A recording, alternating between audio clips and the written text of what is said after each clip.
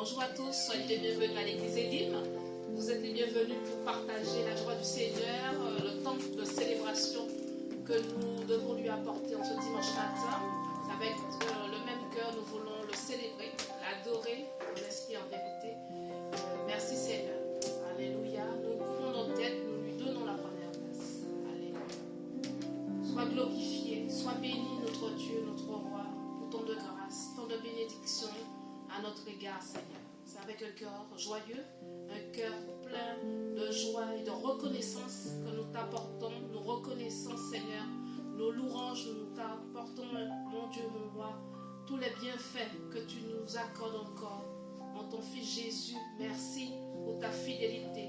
Que ton Saint-Esprit règne sur ce temps où nous t'accordons, Seigneur. Sois glorifié, béni dans le nom précieux de Jésus. Amen.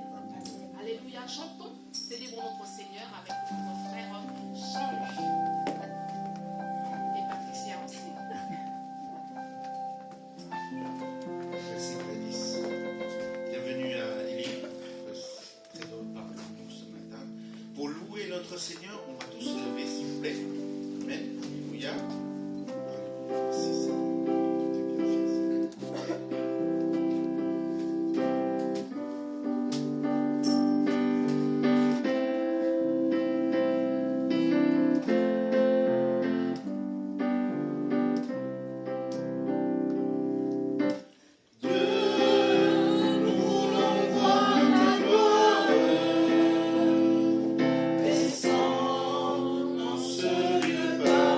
Nous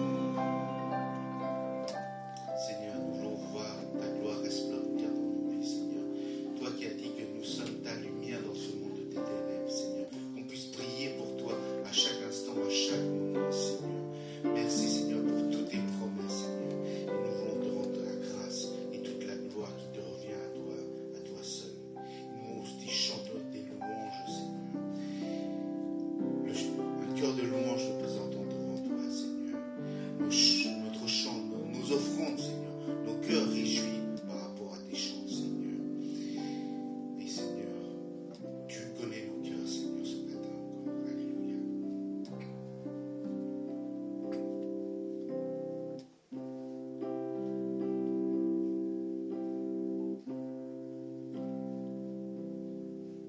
Le chant terminé, le rite reprend, je viens simplement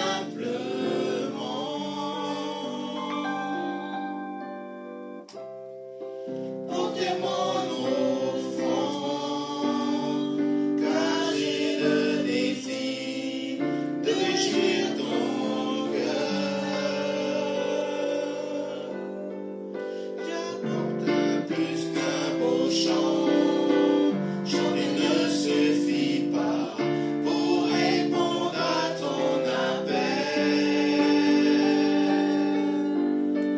Les apparences sont trompeuses, tu vois bien au-delà, ô Dieu du son de mon cœur.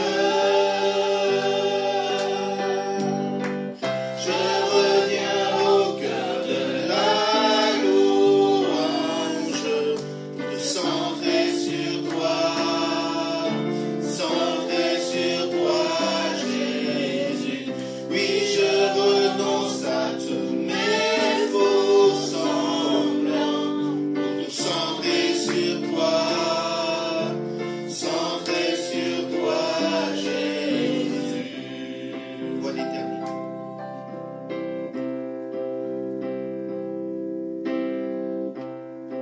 Voix d'éternité qui peut exprimer ce dont tu es dit. Rien n'est faible écho, je te donne tout, en toute ma vie. J'apporte bien qu'un beau chant, chanter ne suffit pas pour répondre à ton appel. Les apparences sont trompeuses, tu vois bien au-delà, ô Dieu du sang de mon cœur. Je reviens au cœur de la louange, pour te centrer sur toi, Jésus. Oui, je renonce à tous mes faux semblants, pour te centrer sur toi, Jésus.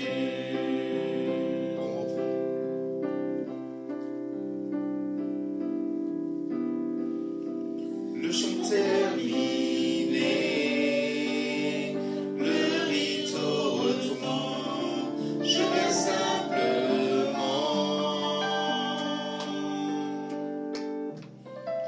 porter mon offrande, car j'ai le désir de réjouir ton cœur.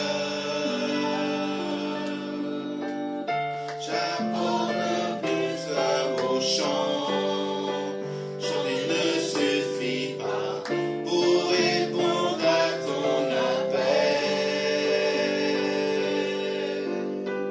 Les apparences sont trompeuses, tu vois bien au-delà, ô Dieu du sang de mon cœur.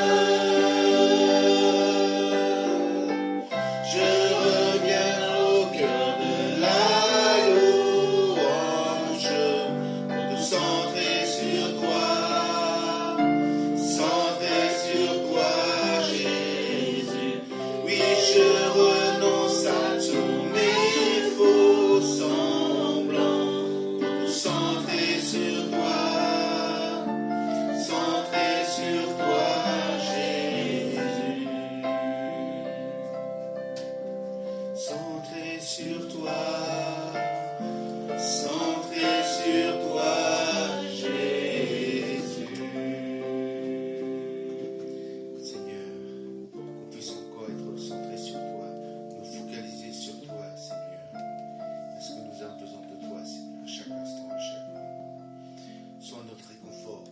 notre fort.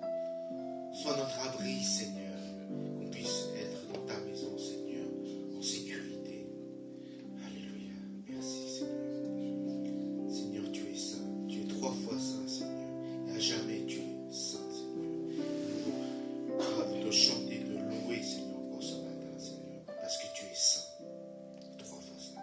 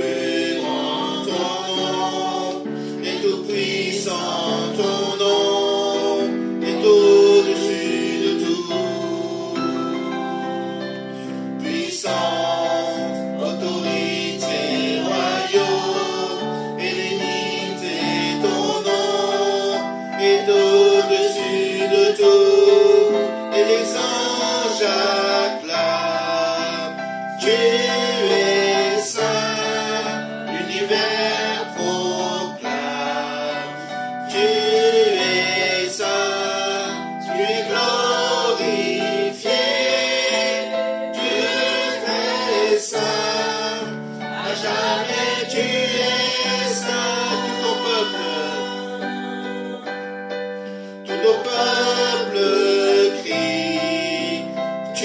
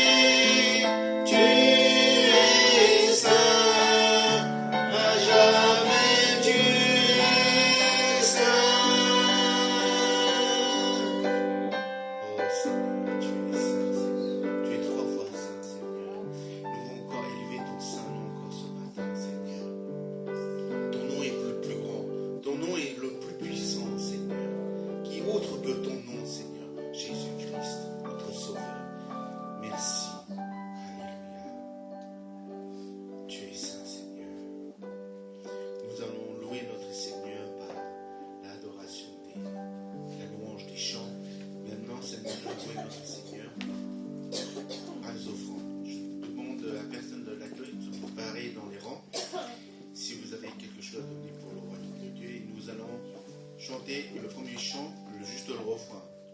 Dieu, nous voulons voir ta gloire descendre en ce lieu parmi nous. Nous voulons que la gloire du Seigneur descende dans sa maison. Alléluia. Amen. Alléluia.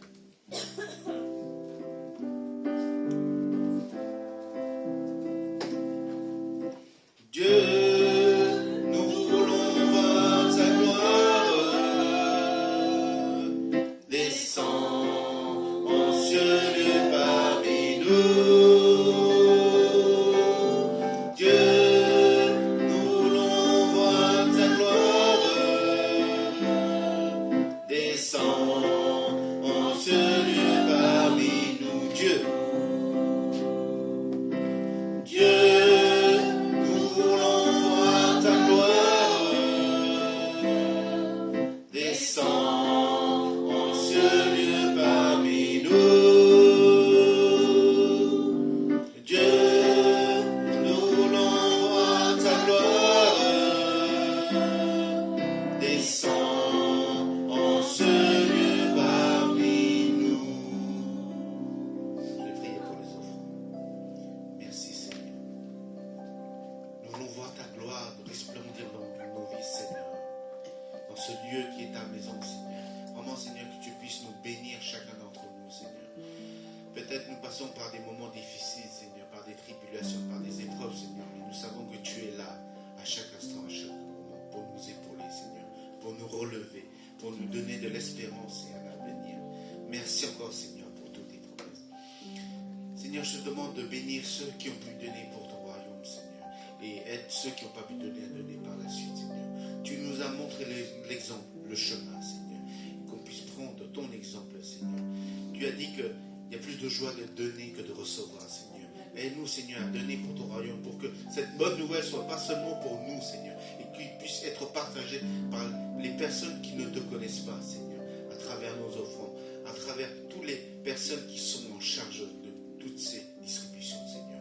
Merci encore, Seigneur, pour ton amour, parce que tu es 3 fois saint, et que nous voulons te rendre la gloire, et toute la grâce, et tout l'honneur qui est dû à toi seul. Merci encore, Jésus, pour tous tes bienfaits. Nous te prions, nous te remercions, au nom du Seigneur Jésus-Christ. Amen.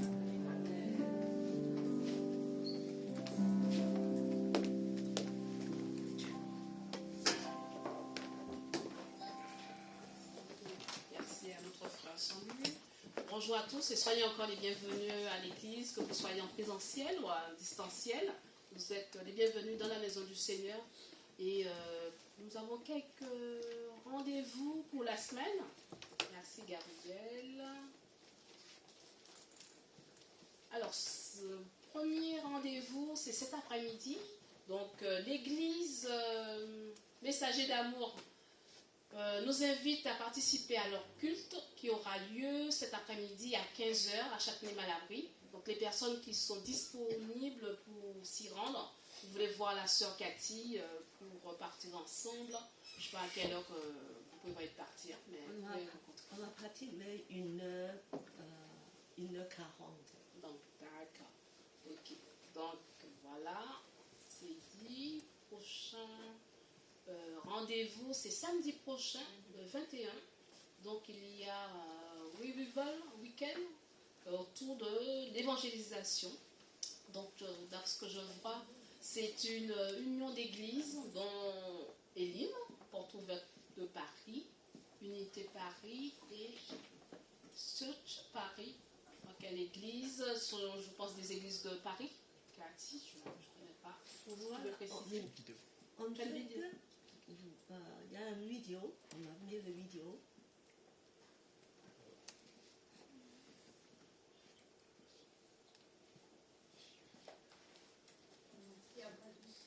On va couper le son, je pense. Ah, alors là, c'est tout ce qui est. Parce que moi, j'avais préparé le truc. Il y avait des sons. En tout cas, là, moi, je voulais dire que dans le chant, quand Jésus Il y a un truc qu'il faut que ça passe. a vu Sur lui. Bah, ça montait. Alors S'il te plaît, sur lui, Jésus s'il te plaît. a parlé, il y a, quand des disciples est revenu de lui dire que, Le son. Maître, tu as quelque chose à manger? Jésus dit que j'ai quelque chose déjà, des nourritures que vous ne connaissez pas. Et en fait, j'ai mangé la volonté du Père. Et regardez, alors les champs sont blancs. Et vous avez dit qu'il y a encore 4 mois pour le moisson. Et en fait, c'est déjà prêt. Il faut aller, il faut faire le moisson. Il faut avoir le moisson. Nous, on est parés, on regarde, c'est pas prêt, c'est pas prêt. On va rester, on va attendre. Mais Jésus dit que le moisson est prêt. Est prête. Le moisson est prête déjà maintenant. Il faut aller chercher le moisson et récolter. Alors c'est pareil, pour Paris, nous avons cet été un projet d'évangélisation. C'est fait par ce organisme qui s'appelle de moins d'1 million d'âmes. Ça sera dans tous les grandes capitales d'Europe. On va évangéliser dans toutes les places publiques, dans les rues. Donc, nous, à Paris, nous sommes très importants parce que c'est une des grandes capitales européennes. Alors, pour ça, nous voulons regarder que les champs sont prêts et nous pourrons avoir le moisson. Pour ça qu'il y a une formation d'évangélisation le samedi qui vient pour nous former, préparer pour ce mois de moisson. Alors c'est fait par plusieurs églises, en fait beaucoup des églises parisiennes vont participer ensemble pour le faire ensemble. Et voilà, cette formation, je vous invite de venir samedi matin, ce samedi matin à 9h30. Et ça va arrêter vers midi. Et après-midi, on a fait une sortie déjà. Et le soirée, on aura déjà le premier récolte. Voilà, on va inviter des amis à 7h30.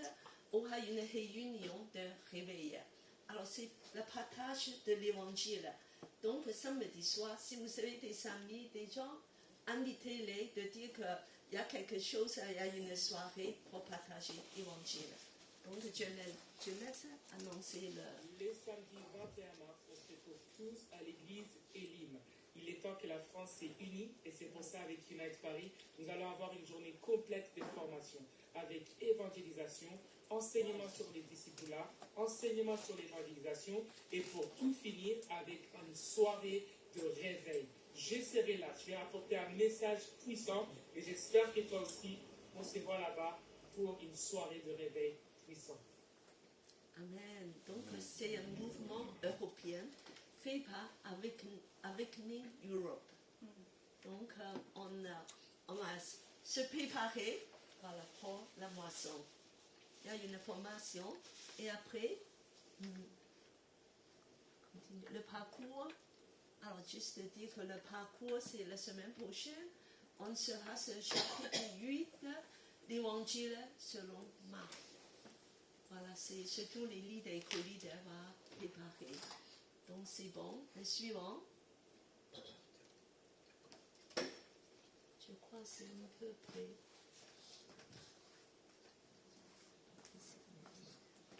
C'est tout? Voilà, donc c'est tout. Alors pour le suivant, on va inviter nos sœurs Patricia qui va partager son voyage en Cambodge. Donc elle est partie pendant 2 semaines pour un voyage missionnaire en Cambodge et avec une équipe médicale. Alors elle va nous partager des nouvelles et nous allons apporter un don aussi. Voilà. Donc Cathy m'a donné peu de temps pour vous faire un retour sur mes impressions de ce voyage au Cambodge.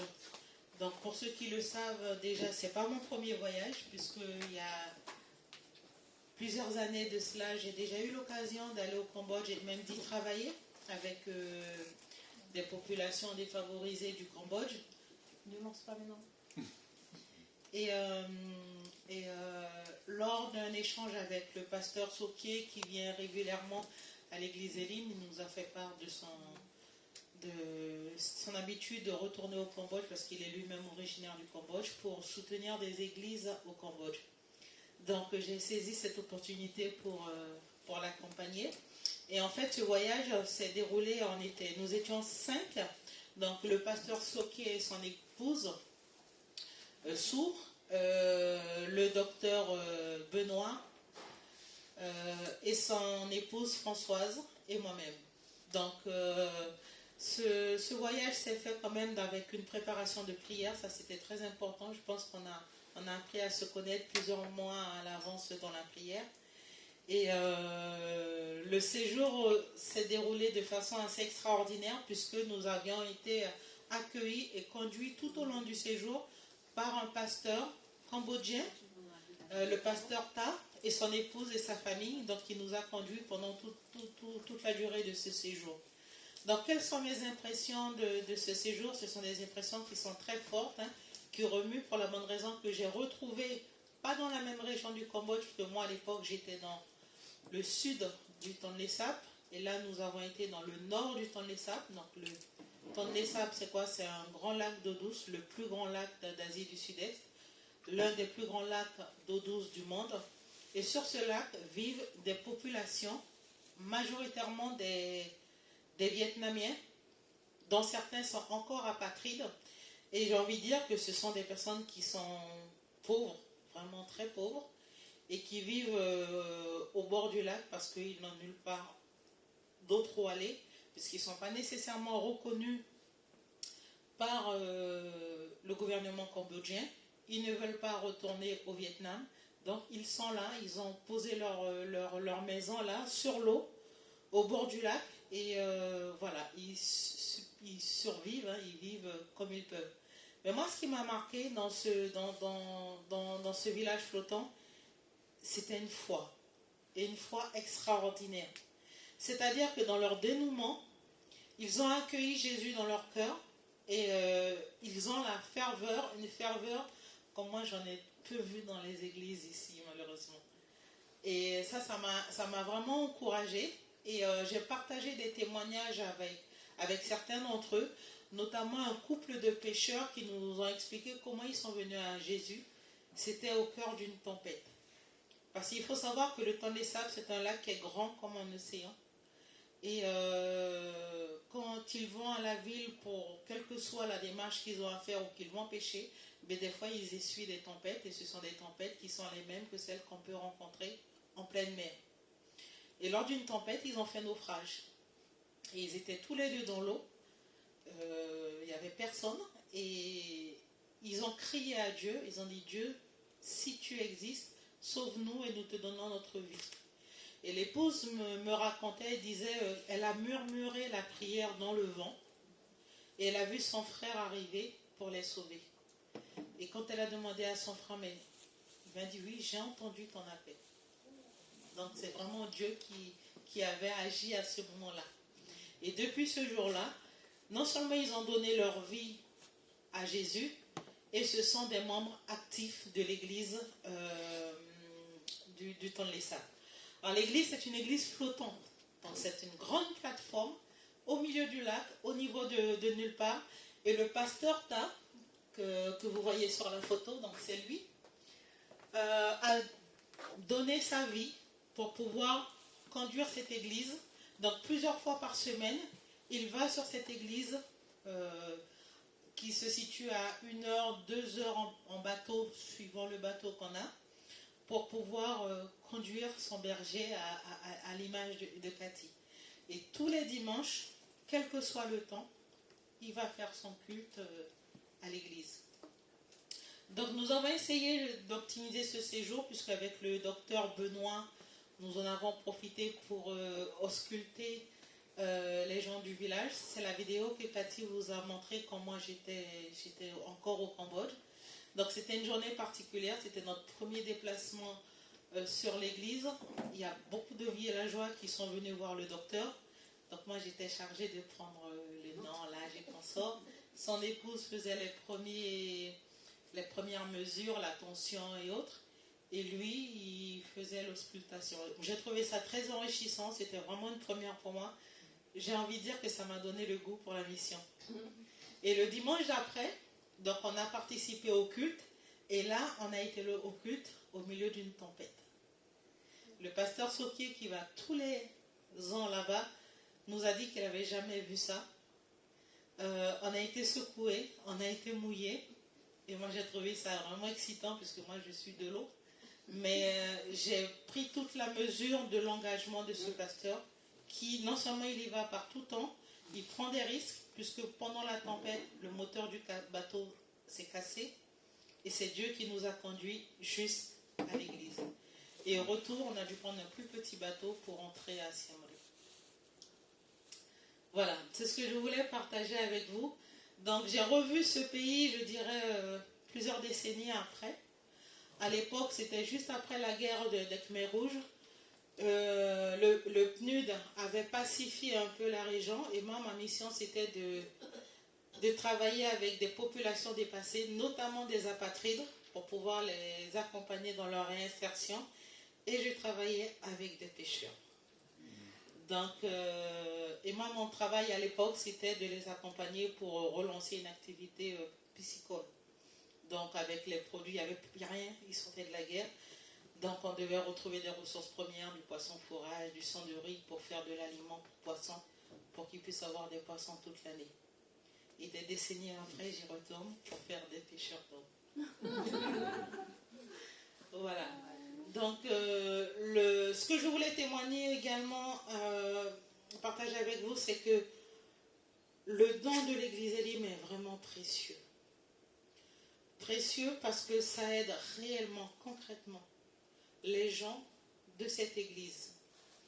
Le soir de notre arrivée, le pasteur Tan nous a annoncé qu'il y avait un jeune qui avait eu un accident 2 ans auparavant. Il avait eu le coup du lapin. Il était alité depuis 2 ans. Et le soir de notre arrivée, il est décédé. Donc ça a été vraiment un choc pour le pasteur, un choc pour nous. Et c'est le don de l'Église qui a permis à la famille de préparer les funérailles, je dirais, dignement, parce que ce sont des personnes qui n'avaient vraiment rien. Le pasteur Tan ne savait pas comment en faire. Et avec le pasteur Sokier, on a discuté. Le soir même, ils ont eu le don. Et ça a permis d'organiser toutes les funérailles. Il faut savoir que le Cambodge, c'est un pays majoritairement bouddhiste. Et que cet enfant chrétien qui a été rappelé à Dieu, il fallait traverser le lac, demander l'autorisation pour aller l'enterrer dans une église chrétienne. Et le choix qui a été fait, c'est qu'avec le don de l'église, on a pu organiser une crémation. C'était plus facile et c'était à proximité du village. Et notamment pour aller sur le lieu de crémation, il faut payer. Et le responsable de ce lieu leur a permis de le faire gratuitement.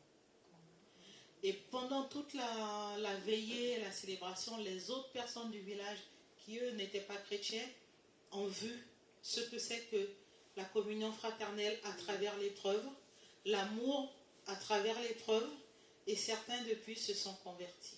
Amen. C'est bien. Merci, Église Elim. Voilà. Donc, je pense que là, on est en train de... Moi, j'avais vécu pleinement le commandement de Dieu, aller par de toutes les nations, faire des disciples. Et à travers, avec le pasteur Ta, nous avons été évangélisés. Nous avons rencontré une dame, son fils a donné sa vie à Dieu. Elle fait encore de la résistance, mais en tout cas, on a rempli notre mission, on lui a apporté la bonne nouvelle. Et puis il y avait une autre dame, un autre couple, dans une petite maison, vous verrez, mais c'est vraiment des personnes pauvres, mais avec un cœur chaud. Et nous sommes allés les voir, et le couple a donné à ce moment-là leur vie à Dieu. Et le dimanche d'après, on les a vus à l'église. Amen. Voilà. Donc, il faut savoir qu'aujourd'hui, le Cambodge est un pays qui est en train de vivre un réveil, puisqu'ensuite, durant notre séjour, nous sommes allés dans une autre ville, à proximité de la Thaïlande, qui est Battambang. Et là, nous avons rencontré des pasteurs de 2 autres églises. C'était des pasteurs formés, donc, soit par des Américains, soit par des Européens, équipés, et qui gérait une église, qui gérait des activités et qui venait également en aide à des personnes défavorisées sur la frontière cambodgienne, là où il y a eu la frontière thaïlandaise, là où il y a eu des conflits au mois de décembre. Et c'était une façon également d'aimer, d'accompagner, d'aimer et d'apporter la parole auprès des personnes défavorisées. Alors, je n'ai pas pu avoir les chiffres exacts, mais je sais qu'il y a beaucoup d'églises chrétiennes qui sont en train de se développer au Cambodge, soit des églises maisons, soit des églises un peu plus structurées. Et pour l'info, le pasteur Ta, que vous voyez là, son épouse et ses trois charmants enfants, est un guide touristique officiel. Donc il nous a fait visiter les temples d'Angkor. Il faut savoir que les temples d'Angkor sont reconnus comme faisant partie des 8e merveilles du monde. Donc c'est un lieu qui est très touristique. Depuis la sortie de la guerre, Siem Reap a développé, vraiment, a mis l'accent sur le tourisme. Aujourd'hui, il y a un aéroport international à Siem Reap, là où j'ai atterri. À l'époque, il fallait traverser le lac. Hein. Donc c'est vraiment une grande avancée. Et ce qui était intéressant quand il nous avait fait visiter les temples d'Angkor, il avait ce regard pastoral. Donc on pourrait dire, mais les temples d'Angkor, ce sont des statuettes, des dragons, ce sont des idoles, mais ça fait partie de l'histoire de ce pays. Ça fait partie de la culture de ce pays. Et le Cambodge, il faut savoir qu'au XIIe siècle, c'était le plus grand royaume de la région. Ça allait jusqu'en Indonésie, donc de la Thaïlande jusqu'en Indonésie. Ça s'appelle pas le Siam, non? Non, le Siam, c'est autre chose. Et c'était vraiment, c'était le royaume du Cambodge, le royaume Khmer. Le royaume Khmer. Et il nous racontait cette histoire, mais avec un regard pastoral. Et il nous montrait que déjà à cette époque, un peu comme en Égypte, eh bien, il y avait un roi qui croyait en un Dieu unique. Il ne pouvait pas le nommer, mais il croyait en un Dieu unique. Et à travers les vestiges, à travers les différentes histoires, on voyait que parmi ces dieux, notamment le neveu d'un des rois, a construit le royaume de Khmer en ayant dans son corps la croyance de ce Dieu unique. Voilà. Et aujourd'hui, le Cambodge est en train de se relever et en train de devenir également un pays chrétien, comme tout le Sud global, parce qu'on a l'Amérique du Sud, on a l'Afrique. Aujourd'hui, on a l'Asie qui est en train de se réveiller. Bon, il faut retravailler pour l'Europe qui est en train de s'endormir. Mais on voit que le Cambodge est également emporté par ce courant de réveil qui touche tout le Sud global. Voilà.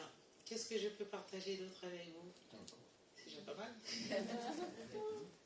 Donc moi, je vous propose... Donc j'ai fait un petit montage vidéo de tout ce qu'on a vécu... en tout cas pendant que moi je suis là, puisque j'étais là, puisque le pasteur Soki et son épouse sont restés une semaine de plus, et le docteur Benoît et son épouse ensuite sont partis au Vietnam, pas au Vietnam, au Laos, pour faire un remplacement dans un hôpital pour un médecin qui était parti en congé. Donc moi ce que je vous montre là, c'est ce que moi j'ai vécu.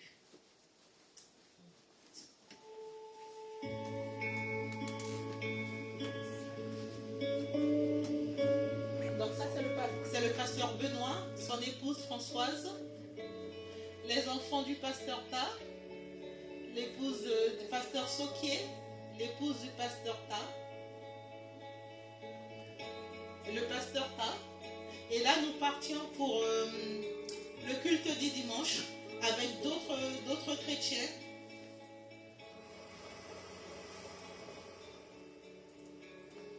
C'est pas le métro, c'est le bateau. Voici le village où nous étions.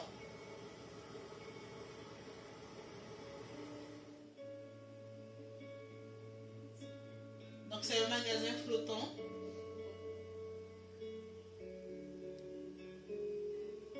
Avec des bambous pour revoir les flottaisons des bateaux.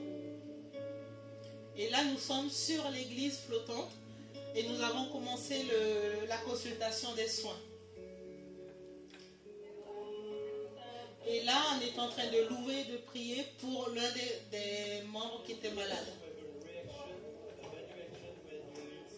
Donc l'épouse du pasteur Da faisait la traduction pour le pasteur Benoît. Et une autre collègue qui faisait elle faisait la traduction pour moi. Ça, c'est cette dame que nous avons essayé d'évangéliser qui a fait la résistance. Ça, c'est la grand-mère du couple qui a donné leur vie à Dieu. Ce couple, ils ont accepté Dieu.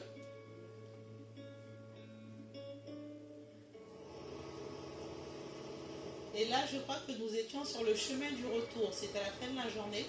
On retournait sur Siem Reap. Là, c'était le soir où on s'est mis à chanter et à louer avec les membres de l'église.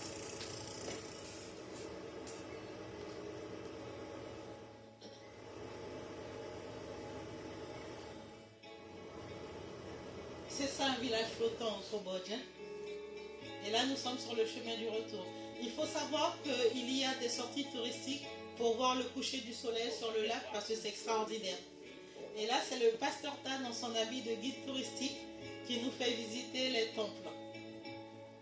Là, c'était sur un marché bio. Ils font du produit bio également au Cambodge. Et ça, c'était une fresque pour rappeler la guerre des Khmers rouges.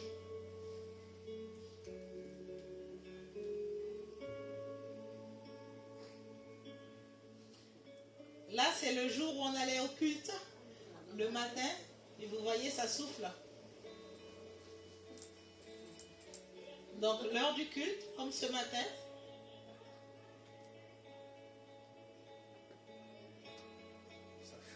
Il y a du monde, hein? Plus qu'ici. Et le pasteur Ta qui fait sa prédication. Nous, on avait été mouillés par la pluie, donc on s'est changé. Et on avait appris un chant et on leur a chanté le chant.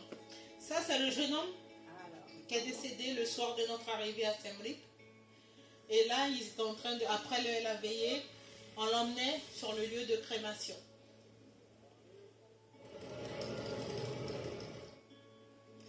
Alors, en allant vers Battambang, là, j'ai pris quelques photos pour vous.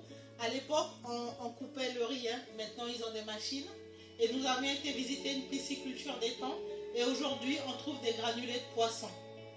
Là, c'était l'un des pasteurs, donc celui qui est là, qu'on a été visité. Et ça, c'est le deuxième couple de pasteurs que nous avions été visiter à Battambang. Voilà.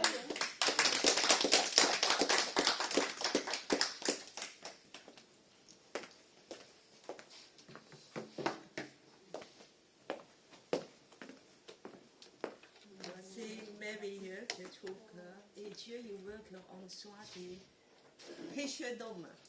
Voilà. Nous, on est en Europe. Il ne faut plus dormir. Awakening Europe. Il faut se réveiller. Partout dans le monde, la mission de Dieu se réveille. Donc, il faut être prêt. Donc, venez ce samedi pour être formés. Et nous voulons aussi faire ici à Paris, voilà, la même chose. Merci beaucoup pour le partage, Patricia. Et merci Église et Lima pour le don. Voilà. Et le temps suivant, nous voulons, voilà, aujourd'hui, nous serons un invité spécial, Augustin. Alors, donc, sois le bienvenu, Augustin, et justement, tu vas partager avec nous l'évangélisation, de nous encourager, voilà, dans l'action concrète. Et alors, je laisse Augustin, vous avez dit présenter vous-même et aussi vous organiser.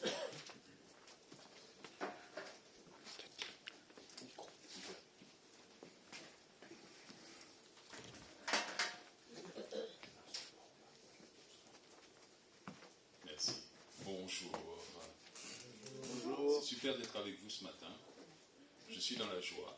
Je ne sais pas pour vous, mais ce qu'on a entendu ce matin, là, c'est vraiment motivant de voir comment Dieu agit, comment le Saint-Esprit est à l'œuvre dans les cœurs, dans les vies, dans d'autres pays.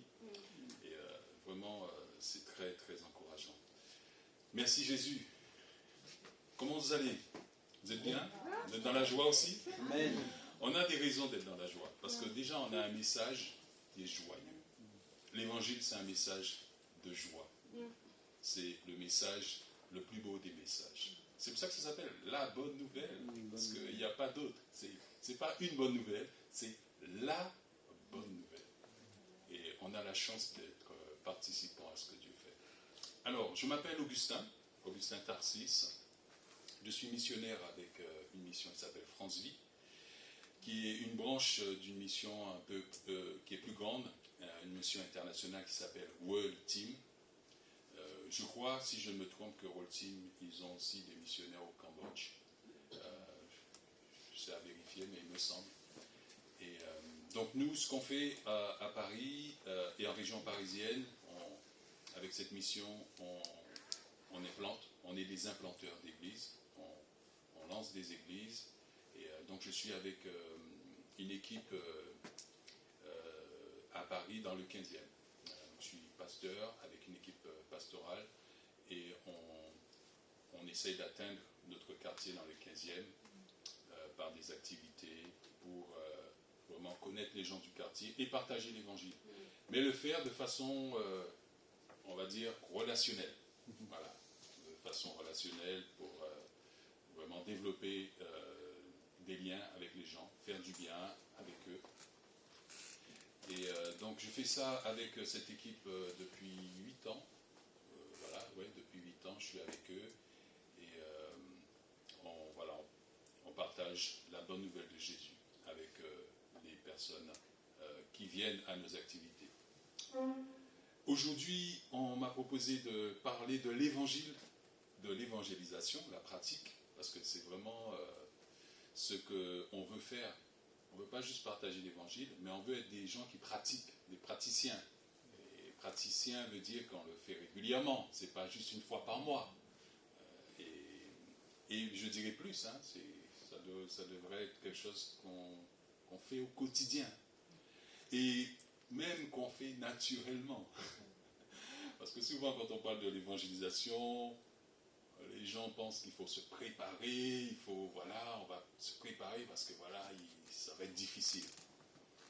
Mais si on comprend bien le message de l'évangile et qu'on le vit au quotidien, alors la difficulté n'est plus la même.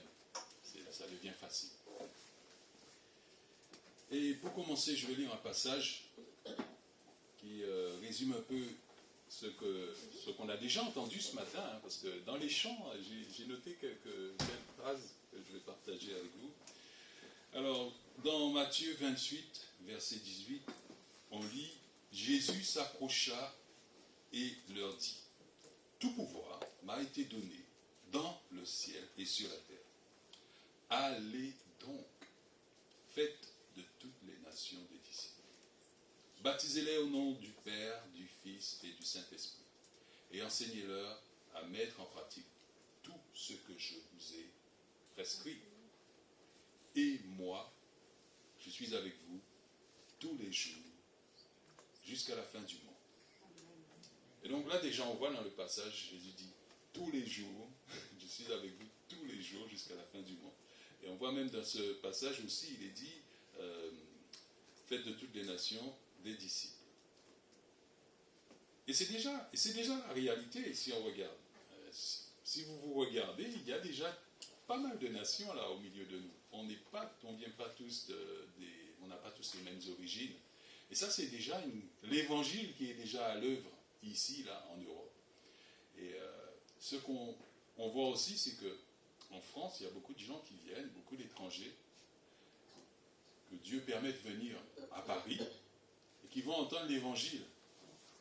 On n'a même plus besoin forcément d'aller chez eux, où c'est parfois très difficile de partager l'évangile, mais ils viennent en tant que touristes, ils viennent visiter, et le Seigneur permet qu'il y a des gens comme Cathy, comme moi, comme vous, qui vont croiser et ils vont entendre l'évangile peut-être pour la première fois. Donc ils font un voyage pour visiter, et Dieu permet qu'ils entendent l'évangile. Voilà, donc on va voir la pratique de l'évangélisation, et je vais commencer avec une des valeurs fondamentales, la valeur principale.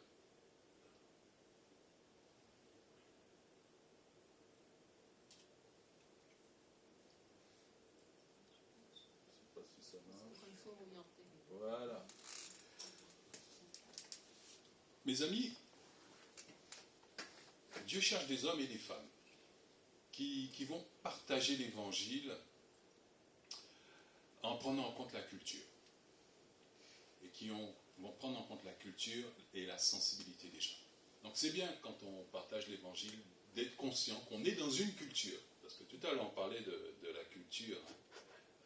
On parlait du pasteur au Cambodge qui présentait les choses. Mais on est dans une culture. Et on ne peut pas ignorer cette culture. Et c'est très important, quand on partage l'évangile, de prendre en compte quand même qu'il y a une culture et on partage la parole, la bonne nouvelle, en étant conscient de ça. Donc partager l'évangile, oui, mais en prenant en compte la culture, mais aussi en prenant en compte la sensibilité des gens. Parce que chaque personne a une sensibilité. Il y a des gens, on va se connecter avec eux par la musique. Il y a des gens, ce qui les passionne, c'est la musique, ils sont sensibles à ça. Il y a des gens, c'est l'art. Il y a des gens, c'est autre chose. Mais soyons conscients, essayons de découvrir la sensibilité des gens pour mieux partager l'évangile. Parce que bon, c'est bien de le faire, mais c'est mieux si on est efficace. Parce que ce qu'on veut, c'est être efficace. Ce n'est pas juste d'apporter le message, mais de l'apporter de manière efficace. Tout à l'heure, on a chanté et je voulais revenir sur... Voilà.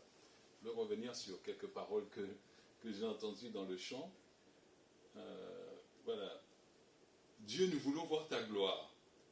Descends au milieu de nous. Et vous savez, souvent, quand on parle de l'évangile, on parle de l'éternité, pour beaucoup de gens, c'est quelque chose d'après la mort.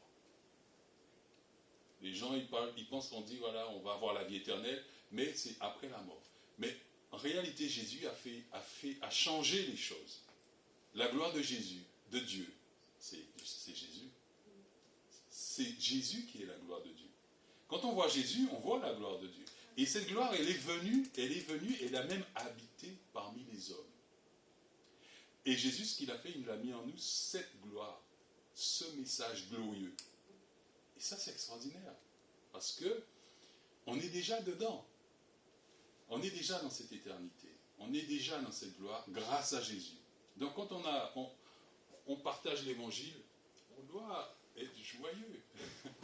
On doit être souriant, on doit avoir la joie. Parce qu'en fait, on a ce que Dieu avait de plus précieux. C'est Jésus. Et Jésus, c'est la gloire de Dieu. Et cette gloire est venue habiter en nous par son esprit. Alors, l'autre chant disait, j'abandonne les faux semblants pour tout centrer sur toi. Ah, ça c'est beau. C'est beau ça.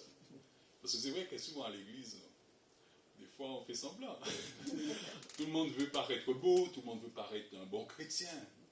Mais avec Jésus c'est fini. On peut être soi-même. On n'a pas besoin de paraître. Avec Jésus, on est libéré. On abandonne les faux semblants. Et ça, c'est le cœur de la louange. C'est des belles paroles. C'est des belles paroles. Le cœur de la louange, c'est vraiment se centrer sur Jésus. On n'a pas besoin d'être dans les apparences. Un autre chant a dit, « À jamais tu es saint. Vous qui l'avez pardonné, vous qui l'avez racheté, venez chanter ce cantique à l'agneau. À jamais tu es saint. Vous qui l'a pardonné. » Et c'est ça l'évangile. On a été pardonné. Dieu est saint. Donc il ne s'agit pas de nous. Il ne s'agit pas de nos efforts pour plaire à Dieu, de nos bonnes actions. Elles sont importantes, mais ce n'est pas ça qui nous rend saints. Dieu est saint et Dieu nous déclare saints. Parce qu'on rencontre des gens, il n'y a pas longtemps encore, il faut que je surveille l'heure, c'est jusqu'à midi, c'est ça? Tu as le temps. D'accord. Je n'ai pas encore commencé mon message. Alors, c'est pour ça que je dis ça. Alors, j'ai rencontré une dame il n'y a pas longtemps, elle était dans le parc, et elle me dit, moi je suis une bonne personne, je ne fais rien de mal. Et c'est vrai que les gens ont tendance à ramener ça sur eux. Ouais, moi je fais des bonnes œuvres, donne pour les pauvres. Et tout ça, c'est bien. Et Dieu est content quand on aime notre prochain, quand on donne aux pauvres. Mais il ne s'agit pas de nous. Il s'agit de Dieu et des standards de Dieu. Mais dans les standards de Dieu, c'est lui qui nous donne la sainteté par Jésus. On ne peut pas l'acheter. C'est gratuit. Sinon, on ne l'a pas. Et ça, c'est merveilleux. Alors, la valeur fondamentale, c'est ça. C'est important de comprendre qu'on est dans une culture, on est dans un pays qui a une culture, et les gens aussi ont une sensibilité, et juste de prendre en compte cette sensibilité.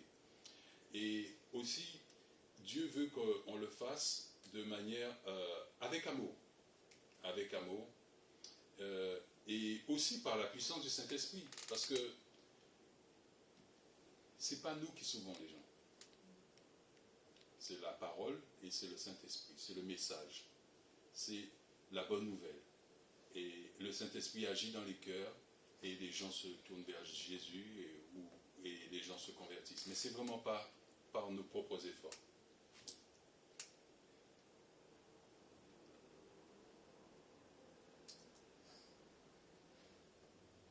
Alors, donc j'ai lu le passage qui disait que Jésus s'approcha et leur dit, tout pouvoir m'a été donné dans le ciel et sur la terre. Allez donc, faites de toutes les nations des disciples, baptisez-les au nom du Père, du Fils et du Saint-Esprit, et enseignez-leur à mettre en pratique tout ce que je vous ai prescrit. Et moi, je suis avec vous tous les jours jusqu'à la fin du monde. C'est un commandement. Nous devons aller. C'est bien de célébrer Jésus à l'église, mais Jésus nous dit, et c'est les dernières paroles du Seigneur à ses disciples, donc si nous sommes des disciples, nous devons répondre à ce commandement. Nous devons y aller. Et le mot « bonne nouvelle », qu'est-ce qu'il signifie? Le mot « bonne nouvelle » vient du mot grec « évangélion », qui signifie évangile. Évangile veut dire bonne nouvelle. Et c'est quoi l'évangélisation? L'évangélisation, c'est rien d'autre que partager cette bonne nouvelle. C'est le fait de partager, c'est un partage. On partage cette bonne nouvelle de Jésus. Donc, quelqu'un dit que c'est l'annonce historique et biblique de Christ comme Sauveur et Seigneur en vue de persuader les gens à venir à lui personnellement et à se réconcilier ainsi avec Dieu. La bonne nouvelle, c'est ça. C'est pas nous, mais c'est Dieu qui nous sauve. C'est pas nous qui nous sauvons. Et dans la plupart des religions, on essaye de se sauver, on fait des bonnes choses, on fait des sacrifices même pour être sauvé. Mais la bonne nouvelle, c'est que Dieu a fait pour nous. Dieu nous sauve. Christ nous a rachetés. Christ est mort à notre place. Il y a un passage qui dit que le châtiment qui nous donne la paix, il est tombé sur Jésus. Jésus a payé notre dette. Et cette dette, on ne pouvait pas la payer nous-mêmes. Elle est simple, c'est qu'elle est trop élevée pour que nous puissions payer cette dette. C'est comme si moi, on me dit, voilà, tu dois 150 millions, 200 millions. Pour d'autres, c'est plus. Et moi, je ne peux pas payer ça. Et le frère Sion Yu, il vient, il dit, ah, Augustin, je vais payer pour toi. Moi, je vais sourire et je vais le serrer dans mes bras. Je dis, ah, mon frère, merci beaucoup. Ben, c'est ce que Jésus a fait. Il a payé de sa personne, il a payé pour moi. Et ça, normalement, je suis reconnaissant. Je suis joyeux parce que, voilà, je dis, waouh, il a fait ça pour moi. Jésus a payé pour moi. Donc, la bonne nouvelle, c'est ça. Christ mort pour nous. il est mort à notre place. On méritait la mort. Christ est mort. Maintenant, on a la vie. On a la relation avec Dieu. Et ça, c'est merveilleux.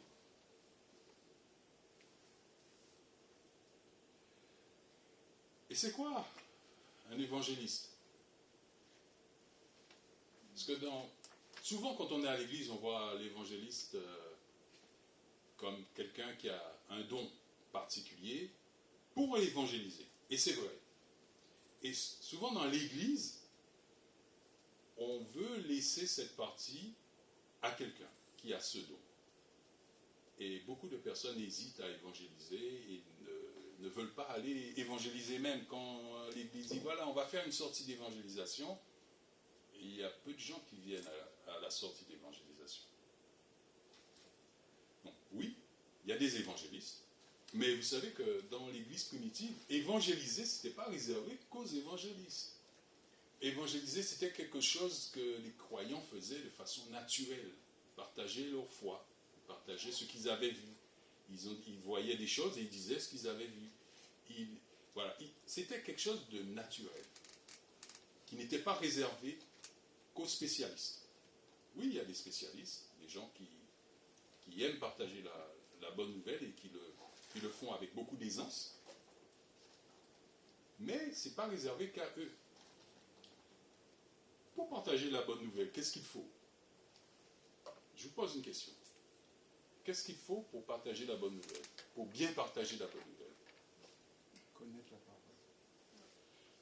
Connaître la parole, oui, mais encore. Mettre en pratique. Mettre en pratique, ok, mais encore.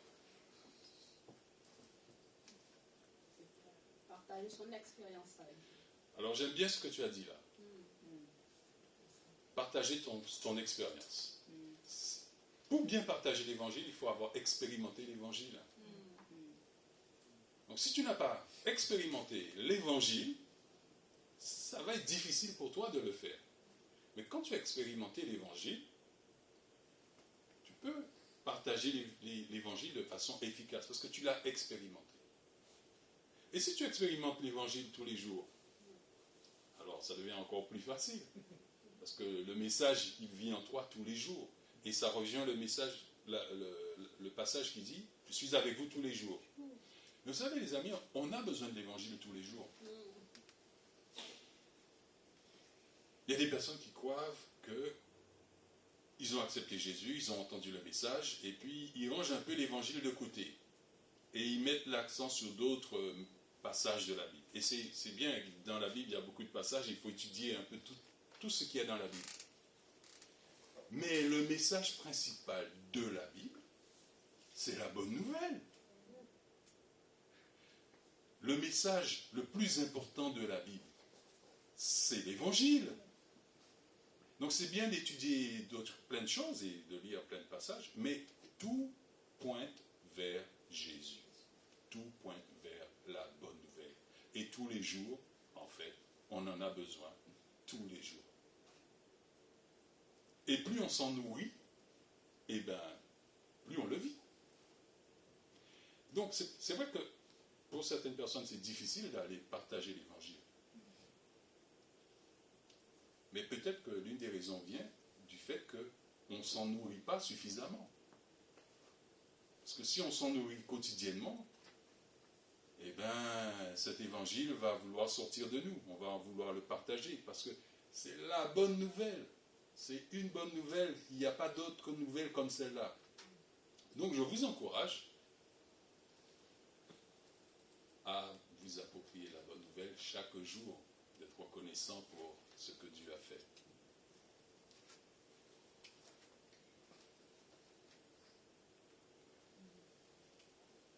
Dans ce que nous allons voir aujourd'hui, nous allons voir des différentes méthodes d'évangélisation, et il y en a pas mal, et je ne vais pas les citer toutes. L'idée, ce n'est pas de les citer toutes, mais parmi celles qu'on va citer, c'est que vous compreniez qu'on est différents. Et vous devez trouver votre méthode.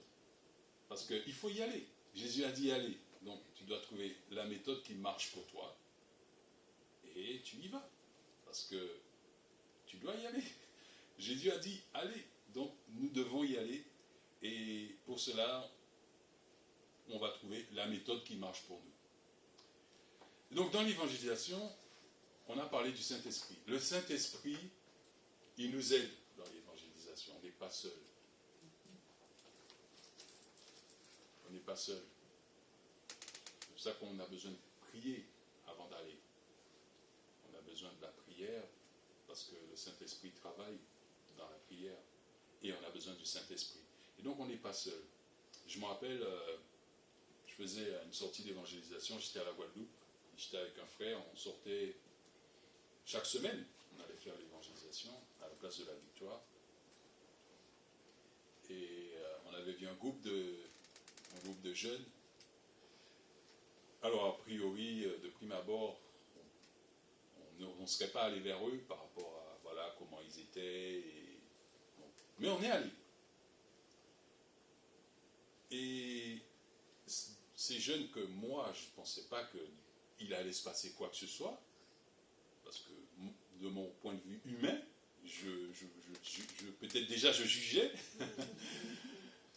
Eh bien, on parle avec eux, on parle, on discute, et le Saint-Esprit, il touche l'un d'entre eux. Il touche ce jeune, et il se met à pleurer.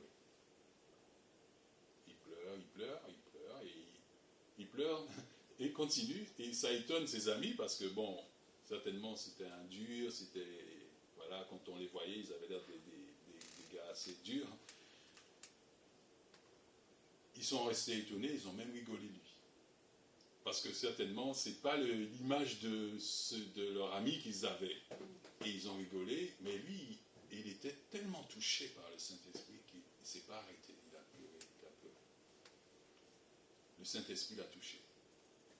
Je ne me rappelle pas ce que j'ai dit. Il a touché, parce que c'est le Saint-Esprit qui l'a touché. Et c'est ça qu'on a besoin de comprendre. Ce n'est pas nous. Le Saint-Esprit va utiliser une parole, une phrase, un verset, peut-être même pas au moment où tu parles, peut-être quand la personne rentre, peut-être quand la personne est dans le métro, mais c'est l'œuvre du Saint-Esprit. Et Jésus nous a donné le Saint-Esprit et on peut y aller. Donc le Saint-Esprit nous aide dans l'évangélisation. Et ça, c'est super. Tu peux mettre la prochaine pour moi, s'il te plaît. Merci. Donc il y a plusieurs méthodes. Il y a plusieurs méthodes, mais il y a un seul message. Plusieurs méthodes, mais le message ne doit pas changer. Christ mort pour nous. Christ a payé notre dette. Alors, une des méthodes, c'est le média de masse. Donc, on va avoir des outils aujourd'hui qui nous permettent de toucher des millions de gens qui sont un peu partout dans le monde grâce à Internet. On peut faire ça aujourd'hui et ça c'est super. Grâce à la technologie, le mass média permet à l'évangile de dépasser les frontières. Internet, les réseaux sociaux, tout ça aujourd'hui permet à l'évangile de sortir du cadre, de sortir d'un lieu et d'aller un peu partout. On a les personnes qui prêchent en public, qui vont prêcher l'évangile, et donc on va inviter nos amis, à qui peut-être parfois on n'a jamais partagé l'évangile avec eux, parce qu'on ne sait pas le faire. On va dire, je vais dans une réunion, viens avec moi, et quelqu'un, un orateur va prêcher le message, et des personnes vont venir à Jésus. Ils vont entendre la bonne nouvelle de cette façon. Une des méthodes qui est très, très intéressante, c'est servir les autres. Souvent, on va porter le message, mais on n'a pas parfois préparé le terrain. Et servir les autres, c'est une façon de préparer le terrain, de permettre que les gens soient plus réceptifs au message. Parce que les gens regardent à nos actions. Donc c'est vrai si on parle de Jésus, mais on n'a pas l'amour, on ne montre pas l'humilité, on ne montre pas le service, parfois les gens s'ouvrent moins parce que voilà, ils n'ont pas encore été préparés. Donc servons. Le service, c'est vraiment une façon d'apporter le message de Jésus. Jésus a servi. Il allait de lieu en lieu, faisant du bien aux gens. Il guérissait les malades, il servait les foules. Le service. Alors, l'implantation des églises, c'est aussi une façon de pouvoir porter le message de Jésus. Parce que quand on implante une église, on a une visibilité. Et les gens peuvent nous voir. Les gens peuvent venir à nous au travers de l'implantation d'église. Dans un endroit où il n'y a pas d'église, où il n'y a pas de témoignage de Jésus, l'implantation d'église devient un moyen de pouvoir apporter le message. Les petits groupes. Alors, ce qui est bien avec les petits groupes, c'est que c'est moins formel, c'est plus informel et on peut inviter des personnes qui n'ont pas l'habitude de lire la Bible, de découvrir qui est Jésus au travers de partages bibliques.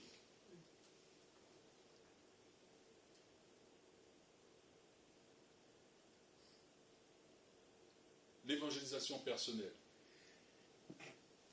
Alors, c'est intéressant de pouvoir inviter quelqu'un à prendre un verre ou à prendre un repas et partager la bonne nouvelle avec cette personne. Beaucoup de gens viennent à l'évangile, ils disent qu'ils sont venus à l'évangile par le biais d'un ami ou d'une amie, de quelqu'un de leur entourage. Beaucoup de gens viennent à l'évangile aussi de cette façon. Et il n'y a rien de plus simple d'inviter un ami à prendre un verre et de partager la bonne nouvelle de Jésus avec cette personne.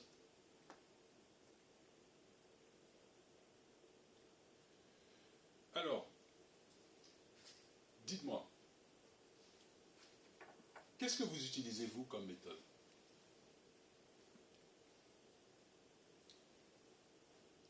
Qu'est-ce que vous utilisez comme méthode? Est-ce que vous avez une méthode que vous utilisez pour vous?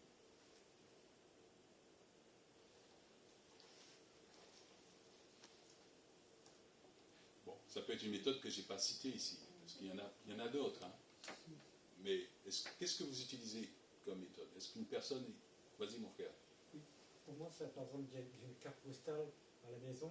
Ouais. C'est inversé. Ouais. Et la personne est venue à la maison, elle me dit, ah, t'es croyant? C'est à partir de là que j'ai expliqué pourquoi. Voilà. Super, super, très bien. Une autre personne? Donc c'est quand tu invites quelqu'un chez toi en gros. Oui, la personne est venue, que ce soit croyant ou pas. Oui, d'accord. Le fait d'avoir la photo, les versets, Oui. la personne m'a posé la question. D'accord, très bien, super. Quelqu'un d'autre? De notre vie, de notre comportement. Ton témoignage. Mon témoignage. Super, super. Et on va parler de ça, le témoignage. Il y a plusieurs méthodes, mais je trouve que le témoignage, c'est une des méthodes les plus efficaces pour partager la bonne nouvelle de Jésus. Le témoignage, ce n'est pas l'évangile, mais le témoignage permet d'apporter l'évangile. Alors, comment avoir un témoignage efficace? Présenter le message de son témoignage de manière efficace. Alors, pour moi, je vais d'abord dire qu'il y a avant, comment ma vie était. Donc, il y a des personnes qui vont dire, bon, moi, j'étais dépressif avant, j'ai entendu l'évangile, maintenant, j'ai la paix. Il y a des personnes qui vont dire, bon, moi, j'avais des addictions, j'étais addict à telle et telle chose, j'ai entendu l'évangile, et maintenant, je suis libéré de cette addiction. Bon, il y a quelqu'un qui m'a dit, avant, moi, j'étais colérique. J'avais tout le temps envie de me bagarrer. Et j'ai entendu l'évangile, ça m'a changé. Maintenant, je suis quelqu'un, je suis paisible. J'amène la paix autour de moi. Donc, il y a avant, donc ma vie avant de connaître Jésus, sans Jésus. Comment? Donc, j'ai entendu l'évangile par quelqu'un, ou j'ai entendu l'évangile sur Internet, et après, donc le changement, donc ma vie avec Christ. Et c'est bien de partager le témoignage, mais c'est mieux encore d'inviter la personne qui a entendu ton témoignage à recevoir Christ, à essayer Christ. Parce que le témoignage, c'est puissant, c'est personnel, et on ne peut pas contredire ton témoignage. C'est quelque chose que tu as vécu. Tu avais une question? Non, pas une question, c'est juste pour ajouter quelque chose par Vas-y. rapport au témoignage. Ouais. Parce que vous avez dit la vie avant Christ, mais ça peut être un témoignage pendant qu'on est déjà chrétien. Aussi, hein. Oui, c'est bien que tu dis ça, parce qu'il y a des personnes qui disent « Oui, mon témoignage, il n'est pas extraordinaire, j'ai grandi dans une famille chrétienne, il n'y a pas un changement aussi radical, mais il y a autre chose que le changement aussi radical. On vit des choses avec Christ qu'on peut partager de toute façon. Parce qu'on expérimente des choses avec Christ. Et ça, c'est merveilleux. Mais est-ce que tu as un exemple? Moi, je sais pas, par exemple, la paix que le Seigneur nous donne. Tout simplement. Oui, tout simplement. Là. Quelqu'un de l'extérieur, elle voit, elle dit mais tu as plein de problèmes, comment tu peux avoir autant de paix? Et Voilà. en fait, ça peut être aussi une occasion de dire c'est le Seigneur qui me donne. Carrément. Exactement. C'est un très bon exemple. Donc le témoignage, c'est vraiment quelque chose qui nous ouvre la porte pour apporter le message de Jésus. Et parfois, ce n'est pas obligé d'être ton témoignage personnel, mais c'est peut-être le témoignage de quelqu'un que tu as entendu. Quelqu'un te parle d'un problème, puis dit « Ah, mais j'ai entendu un témoignage, cette histoire, tiens, je te la raconte. » Et ça te permet de partager un témoignage que quelqu'un a vécu et de pouvoir présenter le message de l'Évangile. Donc le témoignage, c'est très important. Vas-y, ma soeur. Je disais aussi, nous on apporte nos témoignages, mais moi dans mes démarches, lorsque je fais l'évangélisation personnelle, je laisse aussi la personne témoigner qui elle est.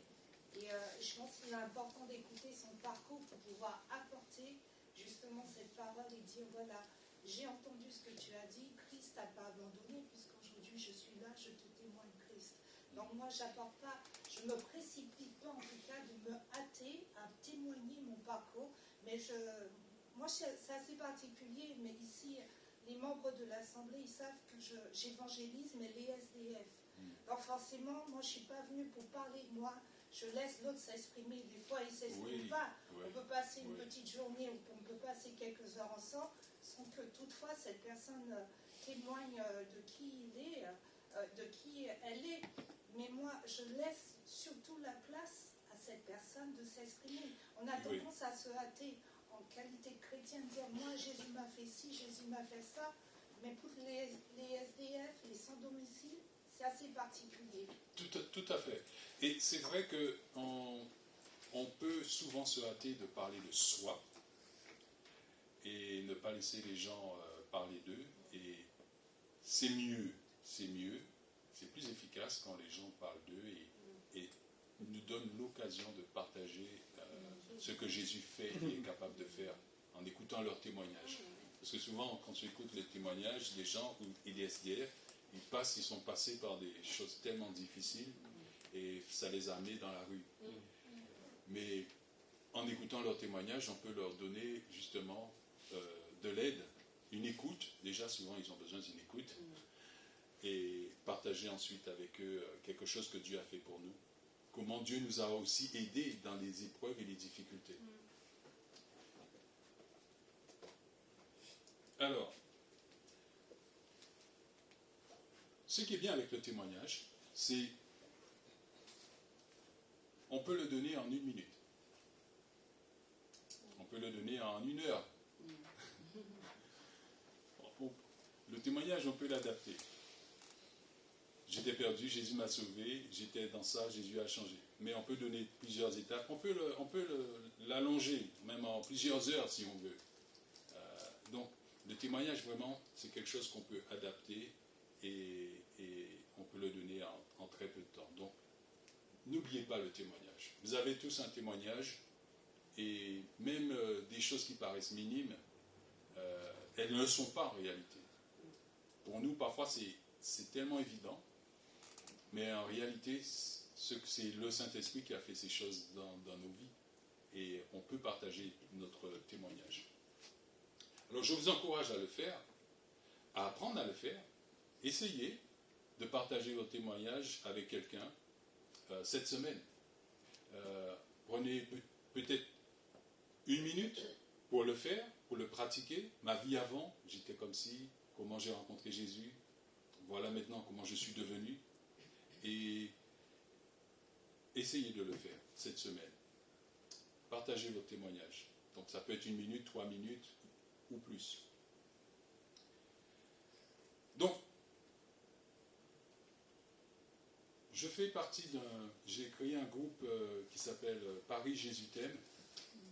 Et avec notre groupe, on fait l'évangélisation. Donc on fait ça, on faisait chaque semaine, mais maintenant on fait 3 fois dans le mois. Ça le mercredi au métro Convention, au métro Charles Michel et aussi à Châtelet-Les-Halles. À Châtelet-Les-Halles, on le fait le 3e vendredi du mois et on le fait de 19h à 21h. Et si vous voulez évangéliser avec notre groupe, vous êtes les bienvenus. Voilà, donc, si ça vous intéresse de partager l'évangile avec nous, n'hésitez pas à me voir après la réunion. Si vous voulez soutenir ce qu'on fait, n'hésitez pas aussi à me le dire, parce que bon, on offre le café, c'est gratuit pour les gens qui boivent, mais c'est pas gratuit pour nous, donc on achète les boissons pour offrir aux gens. Parce qu'on parlait tout à l'heure de poissons, mais bon, il faut attirer le poisson, il faut avoir des appâts, il faut avoir des choses à offrir, et les gens ils viennent quand il y a des choses, aussi par curiosité. Donc on a un vélo cargo qu'on utilise pour être visible déjà, mais aussi pour pouvoir se déplacer et pouvoir trimballer le matériel. Donc on a des chocolats, des boissons gazeuses, du thé, des boissons chaudes. Et parfois on a quelqu'un qui fait la musique, qui joue un instrument et qui chante. Et c'est vrai que dans la culture, la musique c'est important. Il y a des gens sensibles à la musique et ils prennent le temps ils s'arrêtent parce qu'il y a la musique parfois. Donc voilà, on essaie d'être visible et d'apporter le message de différentes façons. Donc là-dedans, oui, je transporte des chaises, une petite table, on met le café, et on a des bibles, on a des prospectus, et tout ça, bon, les prospectus surtout, c'est pas gratuit, mais on les offre aux gens. Donc si jamais ça vous intéresse de faire partie de ce groupe, bon, déjà venez une fois avec nous, voyez si ça vous plaît, et si vous voulez rejoindre notre groupe, vous serez les bienvenus.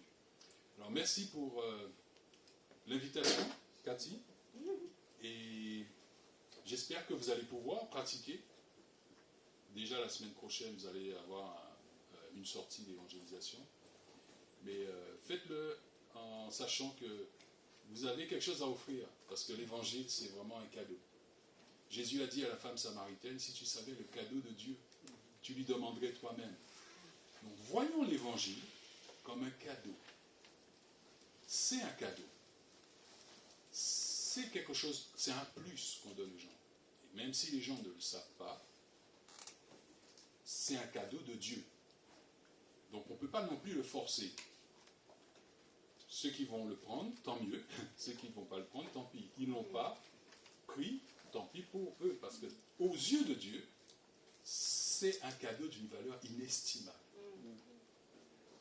C'est le plus grand des cadeaux que Dieu ait fait à l'humanité. C'est donner l'évangile. Donc, quand nous allons donner l'évangile et partager l'évangile, allons avec cet état d'esprit. J'ai un cadeau à offrir qui est d'une grande valeur. Parce que les gens peuvent tout avoir, mais aux yeux de Dieu, s'ils n'ont pas Jésus, ils n'ont pas l'essentiel. Voilà. Bon courage pour les futures sorties. Amen. Amen.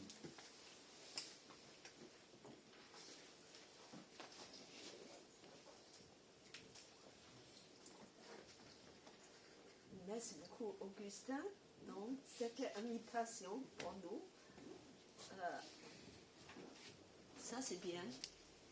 Justement, aujourd'hui, après le culte, c'est le 3e dimanche de l'évangélisation. On a mis une table.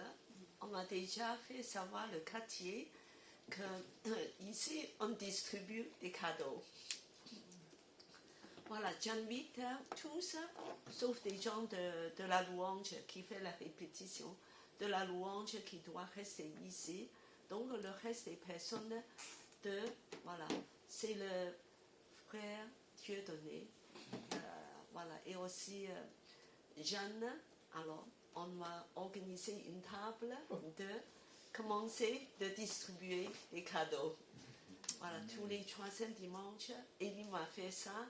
Et nous avons la confiance, c'est Dieu qui va le faire. Notre rôle, c'est le mandat pour l'Église, c'est de faire savoir le quartier qu'il y a des cadeaux ici. Donc, nous voulons vraiment... J'ai un peu la voix cassée, je ne sais pas pourquoi. Alors, je demande le frère Dieudonné de prier justement pour nos partages de cadeaux tout à l'heure. Que Dieu nous donne, préparer des gens déjà. Éternel, notre Dieu, nous te disons merci pour ce moment de partage que nous avons vécu ensemble avec le frère Augustin, qui nous a appris ce que c'est que l'évangélisation. Parce que tu nous as dit, Père, qu'au dernier jour, la seule question que tu vas nous demander, qu'as-tu fait de mon évangile? Et nous passerons tous par là, Père. C'est la raison pour laquelle nous voulons que tu nous donnes un cœur pour partager ta parole. Que tu donnes un élan pour aller toujours vers les autres pour partager ta parole. Et Père, te disons merci pour ce que nous avons vécu ensemble aujourd'hui avec le frère Augustin qui est venu ici. Père, te disons merci. Que ta grâce et tes bénédictions surabondent sur chacun d'entre nous, afin que nous partons d'ici pas comme nous sommes venus. Aujourd'hui, nous sommes pleins de toi parce que tu nous as appris ce que c'est que l'évangélisation pour nous, pour d'autres qui ne savions pas encore qu'est-ce que c'est que c'est. Et nous te disons merci. Nous te rendons grâce et te disons, Père, accompagne-nous encore et beaucoup plus encore sur ce chemin de l'évangélisation, parce que toi-même tu sais que c'est la base même du fait que nous sommes chrétiens. C'est ce pourquoi tu nous as appelés, pour que nous puissions aller de par tout le monde jusqu'aux extrémités, comme l'a fait notre sœur jusqu'à Cambodge. Que nous puissions aller de par le monde pour prêcher ton évangile. Nous te disons merci Père, c'est ce matin, et que ton nom soit béni. Au nom de Jésus-Christ, nous avons ainsi prié, et tout le peuple ici rassemblé dise Amen. Amen. Le culte est terminé. Soyez bénis.